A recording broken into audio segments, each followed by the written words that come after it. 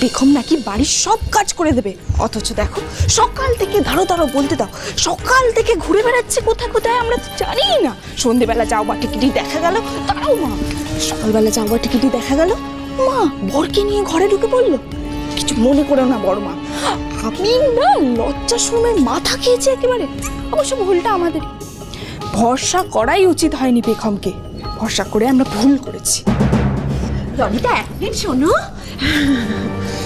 কি করছো, কি হচ্ছেটা কি? হ্যাঁ দেখছো না বর্দি ভাই এমনিতেই রেগে যাচ্ছে বেগমকে বাড়ির কাজে ইনভলভ করা হয়েছে বলে, তুমি তাও বলে যাচ্ছ, কানে কথা যাচ্ছে না তোমার? হ্যাঁ বেগম তো বাড়ির কোনো কাজ করেনি, সেটা জানাতে হবে না? কোন দিক দিয়ে কি কথা বলো আমি কিছুই বুঝতে পারি না। যা পড়ো করো, যা পড়ো করো, তোর ভালো লাগে না।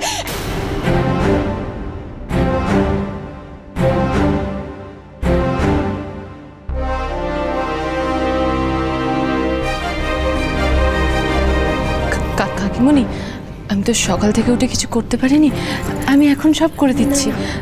বাসনটা মেজে দিই না। দাঁড়াও,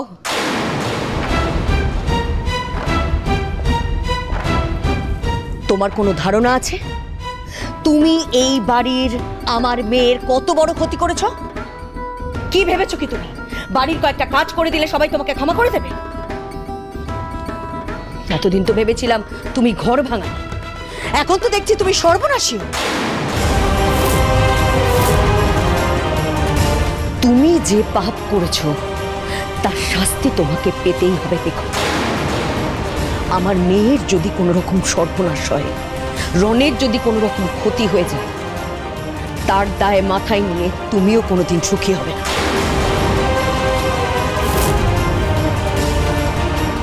মা, আমি হ্যাঁ মা, একজন মা হয়ে আমি তোমাকে এই কথা বলে গেলাম, তুমি কোনোদিন সুখী হতে পারবে না, কোনোদিন না।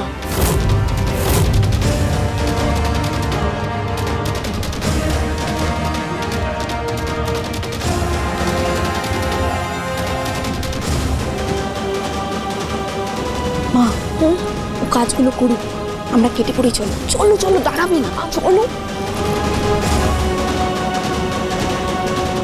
আর না, আমি বিনা কারণে এভাবে দোষী হয়ে থাকতে পারবো না। আমি রানা রায়চৌধুরীকে যতদূর চিনি, এই অসুস্থতার পিছনে ওর অনেক বড় চক্রান্ত রয়েছে। হয়তো এটাই আমার কাছে শেষ সুযোগ সবার সামনে সত্যিটা প্রমাণ করার। প্রমাণ করব, ঈশ্বর যদি সত্যি হয় আমার মাথার উপর থেকে এই কলঙ্ক বুঝবে।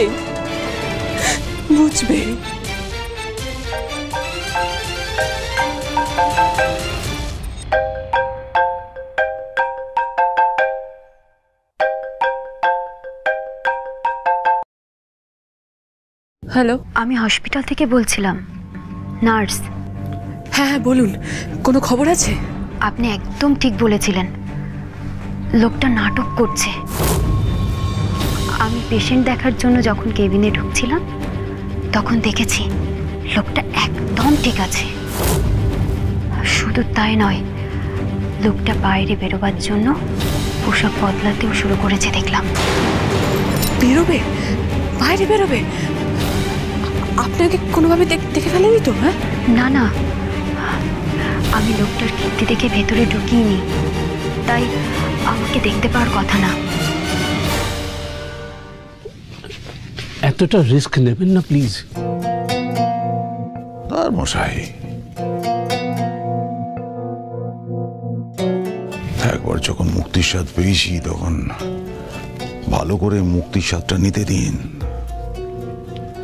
এত রাত্রে আমার বউ আমাকে দেখতে আসবে না, হসপিটালে শুয়ে টুয়ে থাকতে আর ভালো লাগছে না। বাইরে কিন্তু পুলিশ আছে পাহারায়। পুলিশ? পুলিশের চোখকে ফাঁকি দেওয়া এমন কিছু হাতি ঘোড়া ব্যাপার নয়। আমার আপনাকে এই ব্যাপারটা বলা উচিত বলে মনে হলো, তাই বললাম। এবার আপনি যেটা ঠিক বলে মনে করবেন করতে পারেন। আমি যত তাড়াতাড়ি সম্ভব আসছে। Thank you so much.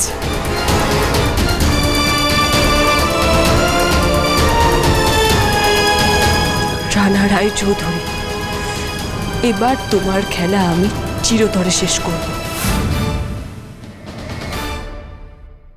Abir, Rana Roychowdhury hospital থেকে বেরিয়ে গেলে ওকে আমরা ধরতেই পারবো না। তাড়াতাড়ি চলো। রনকে সুস্থ করতেই হবে আমাকে। কি করবো কি এখন?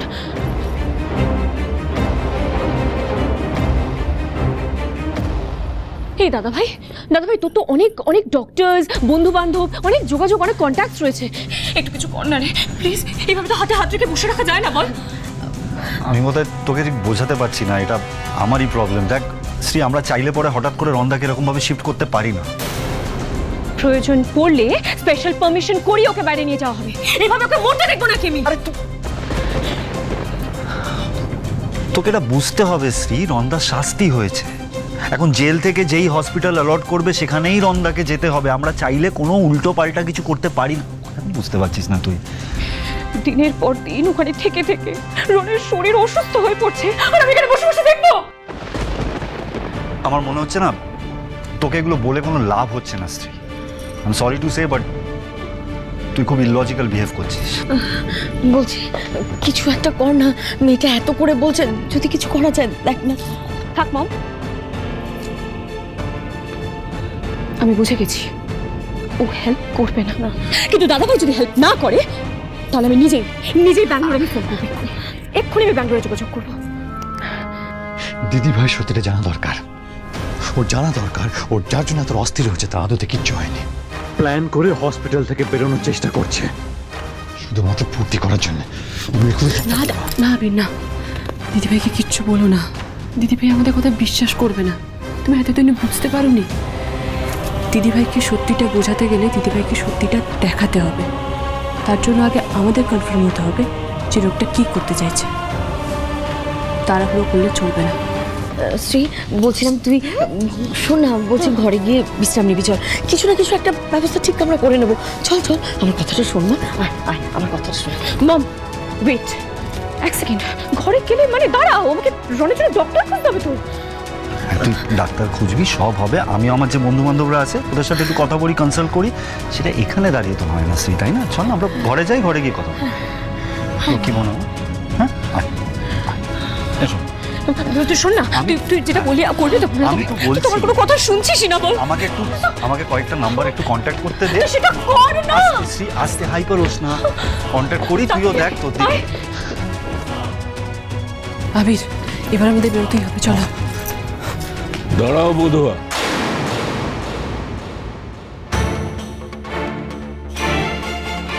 এত রাত্রে তোমরা কোথায় যাচ্ছ? এখন কিছুতেই দাদুকে সত্যিটা বলা যাবে না। শোনো, এই পাকা চোরের অভিজ্ঞতা বলছে যে তোমরা কোনো একটা উদ্দেশ্যে বেরোচ্ছ। কি উদ্দেশ্য সেটা আমি জানি না, কিন্তু সংসারের এই অশান্তি আমার আর সহ্য হচ্ছে না। এই বয়সে এসে সত্যি আমি আর এই অশান্তি সহ্য করতে পারছি না।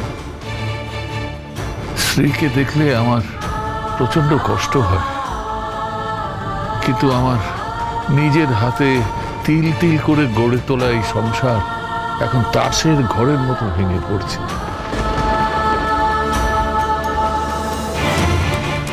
দেখ বুধুয়া, তোর অনেক সাহস, তাই তুই অন্যায়ের বিরুদ্ধে লড়াই করছিস, আর আবির তোর পাশে আছে।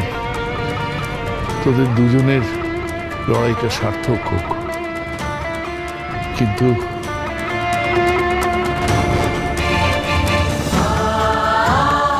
এই বুড়ো দাদুর একটাই অনুরোধ, জানি না তোরা এই ভরসাটা সম্মান দিতে পারবি কিনা, জানি না কি করে পারবি তোরা, কিন্তু এই অশান্তি যেভাবে পারিস শেষ কর। পরিবারটাকে আবার এক কর, নইলে আমি যে মরেও শান্তি পাবো না। দাদু, তুমি এভাবে ভেঙে পড়ো না। আমরা তোমায় কথা দিচ্ছি, এটাই অশান্তির শেষ সময়, এরপর সবটা ঠিক হয়ে যাবে। দাদু, তুমি শুধু আমাদের উপর ভরসা রেখো ব্যাস। ভরসা আছে আছে, আমি আশীর্বাদ করি তোমাদের উদ্দেশ্যে তোমরা সফল হও। আসি দাদু। এসো। আসি।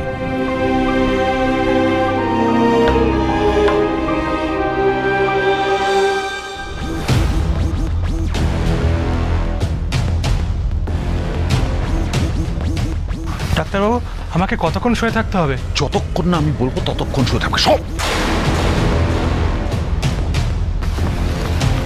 আর পুলিশ এসে যদি আমাকে ধরে নেয় তখন কি হবে? যদি ধরে একটা টাকাও পাবে না, মাস্ক পরে শুয়ে থাকো। বেশি রিস্ক নেওয়া হয়ে যাচ্ছে, আমার ডাক্তারি শেষ হয়ে যাবে। আপনি ধরে পড়লে- Shut up!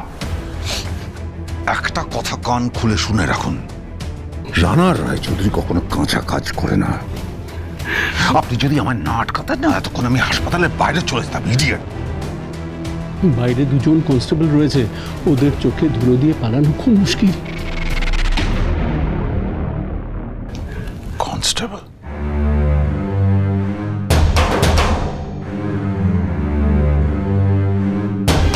তুই 2 মিনিট দাঁড়া, আমি একটু বাথরুম থেকে আসছি। তাড়াতাড়ি আসিস। ঠিক আছে। আগো চলো মন জুড়ে